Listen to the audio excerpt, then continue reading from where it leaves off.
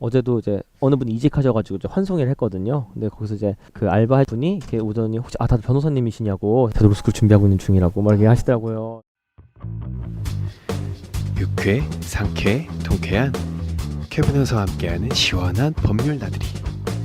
자, 오늘도 기분 좋게 쾌변과 함께 가볼까요? 한 주가 지난 거예요? 아, 유쾌, 상쾌. 통쾌 개변호사입니다. 감사합니다. 깔끔했어요. 생각보다 타이밍이 좋게 되게 잘 들었어요. 감사합니다. 그리고 저는 사실 표정을 봤거든요. 진짜 표정이- 상쾌했어. 진짜 보셨죠? 표정 보셨죠? 두 번째 날 되니까 조금 더 자연스러워지는 것 같아요. 이제 한번. 변호사님 연기해 보시는 게 어때요? 연기요? 약간 네? 메소드야. 되게 감정이입을 되게 잘하시는 것 같아요. 상쾌하는데 난 상쾌하다. 이렇게 되게 세뇌하고 계신 듯한 그런 느낌이잖아요. 한 일주일 지나니까 좀 더 익숙해진 것 같아요. 아, 네. 다행이다, 네. 다행이다. 네, 일주일이 지났지만 저희는 다 같은 옷을 입고 있습니다. 네. 잘 지내셨어요? 아, 네, 잘 지냈습니다. 잘 지내- 요즘 일주일- 날씨가 너무 추워져가지고. 네, 많이 추워진 것 같아요. 오늘도 막 두꺼운 패딩 입고 와가지고. 그죠. 네. 아 근데 너무 추워요. 진짜 미친 것 같아요. 네. 아니, 다들 그건 하셨어요? 예방 접종? 아니요, 독감. 아, 왜 안 하셨어요? 근데 예방 접종은 맞으시는 게 좋습니다, 여러분들. 아니 작년에 독감을 걸려가지고 음. 진짜 고생했거든요. 일주일간. 그러셨던 것 같다. 저희 방송 때도 아마 얘기했었어요. 독감이 걸리면 좋은 게 뭔지 알아요? 뭐요? 병가를 낸다? 나 일주일 병가였어요. 아, 저는 제가 아파도 병가를 낼 수 없는 회사에 다니기 때문에 아이고. 네, 저는 제가 하루도 쉴 수 없는 회사에 다니고 있어서 아. 네, 독감에 걸리면요 그해 겨울에는 더 이상 독감이 안 걸려요. 그게 왜냐면 몸에 항체가 생기기 때문에 근데 이미 걸려서 아팠잖아요. 그러니까 이제 그 다음에 행복한 거죠.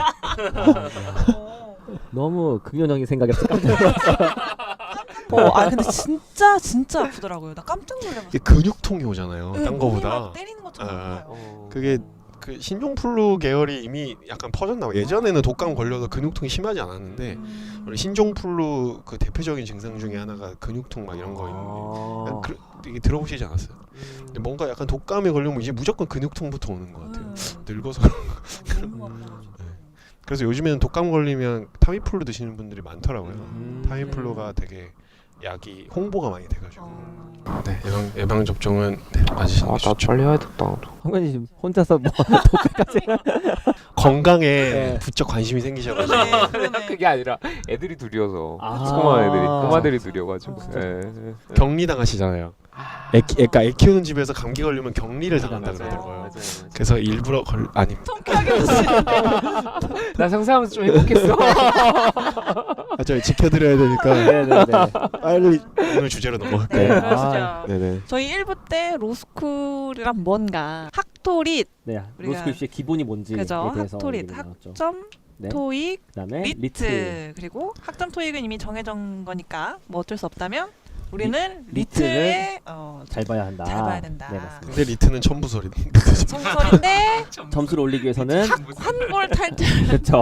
환골 탈퇴를 해야 뼈를 까는 된다. 노력을 하면은 올릴 수 있다라는. 그러니까 이게 그러니까 한마디로 말해서 리트 점수는 결국 그러니까 자기가 평소에 그러니까 뭐 사실 초등학교 중학교 때 책을 얼마나 많이 읽었냐 네. 이걸로 점수가 결정이 되는데 그 유리하죠. 그렇죠. 그쵸. 맞습니다. 그러니까 그걸로 결정이 되는데 결국에는 어떻게 할까 올리긴 올려야 되니까 그러니까요. 그러니까 그쵸. 열심히 학원 다니고 열심히 인강 듣고 해라. 네. 혼자 열심히 스터디도 많이 하고. 그쵸. 네, 그쵸. 맞습니다. 그러니까 초록창에 쳐봐라. 쳐봐라. 로스쿨 이렇게. 알겠습니다. 그럼 오늘은 무슨 얘기 하나요? 오늘은 이제 2부에서는 조금 더 이제 실질적인 이야기들을 나눠보려고 실질적 해요. 입시 입시 얘기를 해서 입시. 저희가 그때 1부 마무리할 때 얘기했지만은 이제 정량 평가가 1부에서 얘기했다면은 이제 정성 평가라고 하여 자기소개서 네. 뭐 여러 가지 그런 요소들 그리고 그런 요소들이 어떤 Q&A들에 대해서 얘기하면서 제가 지난 8월에 네, 공동 입시 설명회라는 거를 이제 갔다 왔었는데요. 네. 공동 입시 로스쿨에 관한. 맞습니다. 그래서 오. 잠깐 이거 간략하게 설명드리면은 로스쿨 공동 입시 설명회는 이제 25개 로스쿨에서 다 같이 와서 이번에는 한양대 한양대 이제 체육관에서 열렸었거든요. 그럼 25개 로스쿨들이 마치 시장처럼 부스를 쫙 차려가지고 이제 상담을 해주는 거죠. 우리 학교 와라. 우리 학교 와라. 그리고 본인의 어떤 그런 평가 스펙 요소들이라고 하죠. 뭐 학점 토익 리트도 그렇고 아까 말씀드렸던 자기소개서라든지 혹은 내가 어떤 경력상에 쓸 수 있는 것들이 뭐가 있는지 소위 말하는 비교과 항목들. 그렇습니다. 그쵸. 예, 그 항목들을 이렇게 쭉 써가지고 상담을 받는 거죠. 제가 합격할 수 있는 가능성이 있겠습니까? 상담도 해주고 뭐 이렇게 기념품도 주고 이런 것들을 제가 다녀왔어요. 전 졸업생. 근데 그런데 가면은 네. 진짜로 딱 봤을 때 스펙이 좋은 사람들도 있고 그렇죠. 봤을 때 이렇게 점점점 되는 사람들이 있잖아요. 당연히 있죠. 예. 그런 분들께 뭐라고 해주시나요? 솔직하게 그러니까 최대한 솔직하게 말씀드리는 편이에요. 그러니까 이게 이런 오해가 있는데, 그러니까 나쁜 표현이긴 한데 원서팔이라는 표현이 있거든요. 왜냐하면 원서 접수 비용이 사실은 꽤 비싼 편이고 얼마죠? 한 뭐 10만 원대 몇십만 원대 요 정도를 왔다 갔다, 왜냐면 국립대는 할 때가 다르긴 하지만 조금씩 이렇게 그런데 이제 학생분, 그러니까 저도 옛날에 지원자를 경험했기 때문에 공감은 갑니다. 그래서 지원자 입장에서는 정말 내가 될 수 있을 때만 지원하라고 했으면 좋겠는데 분명히 내가 봤을 때 점수가 낮은데 자꾸 넣으라고 하니 의심을 하기도 하는데요. 학교 입장에서는 어쩔 수가 없는 게 이 친구가 아예 안 쓰면은 가능성 0인 거잖아요. 그러니까 저희가 저번 주도 그랬지만 자꾸 대학교 입시 얘기랑 비교를 많이 하는데, 그러니까 우리가 소위 빵꾸 뚫린다는 표현을 하죠. 아 그렇죠. 네. 미달. 죄송합니다. 미달이라는 표현이 빵꾸 난다는 표현 하죠. 국제 용어입니다. 빵꾸. 저희가 학교 입장에서 빵꾸에 대한 어떤 가능성을 배제시킬 수가 없으니까 안내를 이렇게 드리는 거죠. 학교 입장에선 빵꾸 나면 안 되니까. 아니요, 반대로 이제 빵꾸 해가지고 네가 될 수도 있는데 괜히 지원하지 못하겠다 했다가 어떨지 모르니까. 근데 말은 이렇게 드리지만은 사실 정말 이제 딱 봐도 그런 스펙 요소들이 많이 떨어지시는 분들 오세요. 희망을 갖고 오세요. 혹시라도 될까요? 그러면 이제 말씀드리죠. 많이 어렵다. 그리고 그리고 요새는 많은 학교들이 그런 정량 점수, 학토릿은 합격자들의 최저점과 최고점 이런 것들을 많이 공개를 해요. 네, 많이 공개를 하고 심지어 나눠주는 브로셔 표에 적어놔요. 그렇게 학교들마다 그것들을 아예 공지사항에 떠올리는 학교들도 있고요. 그래서 이미 사실은 정말 관심이 많으신 분들은 그걸 다 체크해서 오세요. 그리고 커뮤니티들에 보면은 합격자 발표가 나면은 사람들이 그걸 올리더라고요. 자기의 학토리 점수를 맞습니다. 해서 네. 뭐 나는 학점 몇 점, 그 영어 점수 몇 점, 리트 몇 점 하고 그 뒤에 뭐 정성 자기가 특별한 게 있으면 뭐 정성 없음, 뭐 비교과 없음, 맞습니다. 있음 써서 뒤에 합, 불 이렇게 해서 스펙을 쫙 올리더라고요. 사람들이. 맞아요. 근데 제 생각에 커뮤니티보다 이런 데 가는 게 더 나을 것 같아요. 그렇죠. 커뮤니티는 약간 훈리들이 있어요. 훈리가 훌리, 네. 거짓으로 제가 너무 전문 용어를 전문 용어입니다. 네, 훌리. 훈리. 네, 그러니까 소위 말하는 선동 조작질을 하는 사람들이 있죠. 네, 맞습니다. 네, 괜찮은 용어네요. 선동. 그 사람들은 왜 거기 가서 왜 그걸 하는 거예요? 그러니까 내년에 자기가 입시를 할 자기가 그러니까 예를 들어 뭐 내가 이제 대학교 3학년인데 대학교 이제 3학년이고 내년에 그러니까 졸업 예정자도 시험을 볼 수 있는 거잖아요. 맞습니다. 그러니까 내가 내년에 입시할 건데 여기 뭔가 이게 학교 그러니까 안 몰렸으면 좋겠어. 그러면은 거짓으로 스펙을 되게 세게 올리는 거예요. 그리고 불합격이라고 쓰고. 그쵸. 그러면 사람들이 겁먹어서 지원을 안 할 거 아니에요. 그러면 소위 말하는 이제 빵꾸가 나는 거죠. 그리고 뭔가 좀 이제 애매한 학교들은 되게 잘 붙는 것처럼 써놓으면 사람들이 거기에 이제 많이 몰릴 거 아니에요. 근데 그거 되게 좋네요. 공동 설명회. 네, 그거를 많이들 관심 많으시는 분들 아시니까 많이 오고요. 못 오시는 분들도 있긴 한데 그래도 시간이 되면은 웬만하면 오시면은 많은 정보를 얻어 가실 수가 있죠. 거기서. 예. 대학교 입시는 사실 입시하는 사람들이 미성년자 저, 네. 그러니까 물론 뭐 민증은 나오지만 미성년자들이니까 부모님들이 와서 듣는 게 이해가 가는데 리트 설명회도 부모님들 많죠. 부모님 많이 오시냐에 대한 질문도 적지만 없진 않아요. 없진 않아요. 그래요? 없진 않고 저는 약간 이런 것들이 좀 안타깝기도 했는데 최근에 또 사회적 용어로 헬리콥터 맘이라는 얘기가 있었잖아요. 예, 예. 어머니 오셨어요. 많이는 없어요. 확실히 입시 설명회 때보다는 많이 없는데 어머니가 딱 오셔가지고 이제 딱 앉으시더니 가명으로 쓰더라고 자기 아들 이름을 딱 하더니 어때요? 저기 얘기를 하세요. 뭐 우리 학교 아들이 땡땡땡인데 이제 땡땡땡보다 조금 이제 어머니 입장에서는 또 입시 서열이 낮은 학교에 내가 로스쿨에 이렇게 설명 온 거죠. 그래서 막 우리 학교는 땡땡땡인데 내가 네모네모 대해서 이렇게 한다. 근데 우리 애가 공부를 잘하는 애인데 그래서 저한테 학교 가시는 거예요. 우리 애가 머리는 좋은데 네. 안 좋아가지고 애가 이렇게 한에서 하셔가지고 뭐 이렇게 저런 얘기 하다가 이제 어머니 이렇게 카운슬링을 했죠. 어머님 어떻게 오셨습니까? 뭐 아드님 해서 뭐 이런 얘기 하시는데 자꾸 이제 뭐 우리 아들이 그 땡땡대를 갔어야 되는 뭐 이렇게 하셔가지고 이렇게 하다가 응원해달라고 아드님. 아드님이 뭘 하든 어느 대학을 들어가든 그런 게 중요한 게 아니라 그 아드님 있는 그대로 응원을 해야 된다. 뭐 이런 말씀 드리면서 근데 이제 그 분들은 그렇게 말씀하시더라고요. 제가 그래서 아니 아드님이 직접 안 오시고 어머니께서 오셨나. 근데 이제 뭐 아들이 바빠서 못 왔다고 하긴 하는데 그런 말씀하시더라고요. 자기 주변에 부모님들한테 다 물어봤는데 뭐 땡땡이 엄마는 왜 거기 안 갔냐고. 엄마들 다 죄다 로스쿨 입시 설명 가지고 다 그거 한다 하면서 막 불안 초조하시는 거예요. 그래서 제가 어머니 뒤 돌려보시라고 지금 어머니 왜 보셨냐고. 그래서 약간 그런 광경들이 없지는 않아요.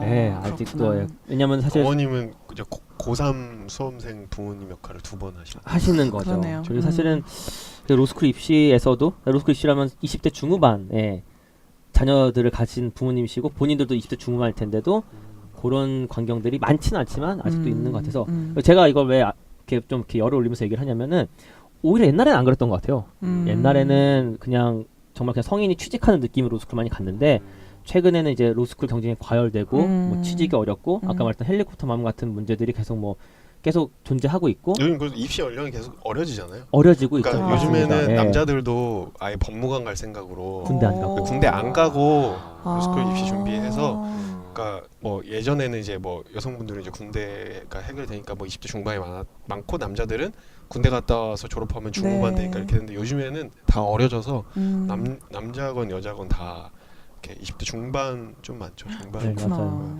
초반도 좀 있고. 맞습니다. 그래서 어떻게 보면 이제 사회 생활을 하고 내가 대학교 졸업하고 성인 되어서 그런 나의 다양성을 가지고 법학을 공부한 다음에 변호인이 되어라는 취지인데 어떻게 보면 입시가 이제 아까 7년이 돼버리는 그러네요. 네, 그래서 그런 좀 안타까움이 있을 때도 있죠. 네. 그러니까 패널들, 설명해주는 그 부스에 앉아 있는 분들이 졸업생도 오고 재학생도 오고 교수님도 오고 학교마다 달라요. 보통 학생분들은 아무래도 교수님 많이 선호하고 왜냐하면 사실 아까 말씀드렸지만은 나의 정량은 어느 정도 대충 예측을 하고 와요. 공개된 것도 있고. 그러니까 정말 여기서 듣고 싶은 거는 그 몇 점의 조그마한 차이. 요 100명이 지원했는데 100명 중에서 내가 그 50명이 들 수 있을까 아닐까요? 요거를 알고 싶어서 오신 분들이 워낙 많기 때문에 결국 정성평가를 하시는 교수님들한테 많이 조언을 받고 싶어 하시죠. 지원자분들은. 저도 그만 이해하고 그래서 저한테 상담받고 저희 교수님 앞에 줄 서서 있고 막 이런 분들이 계시거든요. 상처받았구나. 아니요. 상처받지 않았습니다. 교수가 되겠어. 아닙니다. 부럽더라고요. 어쨌든 근데 이제 그런 것들 이제 감안하셔서 이제 들으시면 된다. 그리고 오히려 최신 입시 경향 같은 경우는 재학생분들이 많이 아시는 것도 있고, 근데 그런 경우는 보통 선배들한테 물어보지 공동 입시 설명회까지 와서 물어보는 경우는 많이 없거든요. 예. 그런 것도 오실 때 감안하시면 될 것 같고. 알겠습니다. 네, 설명회는 네, 8월 말에 열립니다. 8월 말. 8월 20일 말에 열려가지고요. 그러면 네. 시험 볼 때랑 비슷한 거네요. 리트 시험이 끝나고 나옵니다. 점수 나오면 리트러스 그렇죠. 나오면 네. 아, 마치 그렇구나. 대학교 때 그 수능 끝나면은 수능 입시 설명회에서 부스 차려가지고 뭐 학교들 난립하듯이 네, 그런 걸 비슷하게 생각하시면 됩니다. 그럼 아까 그 학벌 얘기가 나왔는데 네네. 그 학벌이 중요한가요? 입시. 요게 되게 민감한 주제예요. 과연 로스쿨은 학벌을 많이 보느냐? 모든 로스쿨에서는 다 얘기를 공식적으로는 학벌을 보지 않는다라고 말씀하시는 것 같아요. 하지만 그 입시 결과를 보면 누가 봐도 이제 학벌을 보는 것 같은 결과가. 그러니까 이제 너무나 이제 어떤 합리적인 의심이 가게 되는 그런 결과가 있는 거죠. 그래서 제가 사실은 정확히 기억이 안 나긴 하는데 옛날에 모 학교에서 성실도 점수라고 해가지고 학벌을 반영하는 듯한 그런 표 같은 게 좀 공개가 돼가지고 논란했던 적이 있어요. 그래서 그거가 좀 민감하죠. 사실 저는 좀 문제라고 생각하는 편이에요. 뭐 사실 저도 그 덕을 봐서 로스쿨을 운 좋게 들어갔기 때문에 사실 뭐 제 얼굴에 침 뱉는 거긴 하지만 그래도 뭐 맞는 건 맞는 거고 틀린 건 틀린 거니까 그런 경향성이 없진 않는 것 같고요. 그래서 오히려 어떤 학벌에 대한 어떤 컴플렉스가 있건 혹은 내가 지원하기 힘들어라고 하는 친구분들은 아예 그냥 꿈도 좀 못 꾸는 케이스도 있고 뭐 이러다 보니까 여러 가지 그러니까 리트를 네. 아무리 잘 봐도 힘들다. 근데 리트를 너무너무 잘 보면 사실은 또 뚫을 수가 있죠. 뭐 130, 140 맞으면 그 정도 되면 또 이제 그거 맞는 학교로 갈 수도 있겠지만은 그러니까 사실은 그런 입시도 그렇잖아요. 경향성이 있으면은 고 점수대 애들이 그 같은 학교를 쓰잖아요. 그러면 내가 비슷한 점수대라고 한다면 사실은 그런 학벌이 아까 방금 말씀드렸던 정성평가의 반영이 안 되나 단정지어서 얘기할 수 없지만은 그냥 결과들을 보면은 이제 좀 이제 소위 말하는 좋은 학벌을 갖고 있는 친구들이 이제 로스쿨 많이 근데 이거 반대 의견도 있어요. 그러니까 그런 학교 친구들이 시험을 잘 본다라는 걔네들이 그냥 리트를 걔네들이 잘 똑똑하니까 봐서. 리트를 잘 본다라는 반론도 있긴 합니다. 네네. 그럼 나이는요? 나이도 점점 그것도 이제 공식적으로는 모든 로스쿨들이 나이를 보지 않는다라고 얘기를 해요. 사실 나이 보는 건 아마 국가인권위 요즘 다 법에 따라서 블라인드 아닌가요? 네, 그것도 사실은 잘 모르겠어요. 모르겠다는 게 뭐냐면 그 각각 학교 저도 이번에 공동 입시 설명회를 가면서 저희 학교의 입시 시스템에 대해서 조금 이제 들은 게 있는데 아주 구체적인 기준들은요. 교수님들끼리도 서로 잘 모르는 것 같아요. 그러니까 그 해에 우리가 애들이 이렇게 뽑자라는 어떤 그 단이 꾸려지고 그거 평가되는 참가하는 교수님이 생기면은 그 사람들 말고는 다 이제 이렇게 비공개로 하고 조심하고 저희한테도 입시 설명회를 위한 안내지만 딱 주시고 다른 것들 정보 안 알려주시더라고요. 그렇구나. 그리고 자기 그 평가에 안 들어가시는 교수님은 본인도 잘 모르시는 것 같아요. 그럼 나이는 나이는 하지만 합리적 의심을 해보자면 결과들이 점점 낮아지는 추세가 있죠. 그리고 그것도 두 가지가 있는 거예요. 왜냐면 제가 말한 것처럼 그냥 지원자들이 어려져서 그런 것도 있잖아요. 그렇죠. 네, 첫 번째는 그게 있고 사실 두 번째는 뭐냐면은 조금 소위 말하는 좀 이제 상위권 로스쿨에서들은 조금 이제 어린 친구들 좀 상대적으로 많이 가는 편이고요. 또 다른 좀 입시 경쟁이 조금 이렇게 치열하지 않는 곳 같은 경우는 또 상대적으로 나이가 굉장히 또 많습니다. 네, 그래서 사실 나이가 어리기만 해야지 로스쿨을 간다는 것도 일종의 좀 이렇게 편중된 정보인데요. 딴 로스쿨들은 막 30대, 40대 막 이런 경우도 되게 많고요. 로스쿨도 수시랑 정시가 있나요? 수시가 없어요. 정시만 있습니다. 아, 정시만 정시라고 있어요? 표현해다. 그 입시 하나밖에 없습니다. 리트 봐서 들어가는. 그러니까 리트 봐서 들어가는데 그 전형 중에 네. 리트 점수가 중요한 전형이 있고 리트 점수가 안 중요한 전형이 있잖아요. 전형이 따로 두 개로 갈라지지 않는 네, 하나로만. 네. 모든 사람이 다 정시로 들어가요. 네네 맞습니다. 근데 그런 거 있잖아요. 그 뭐 지역 커터 같은 거 있지 않나요?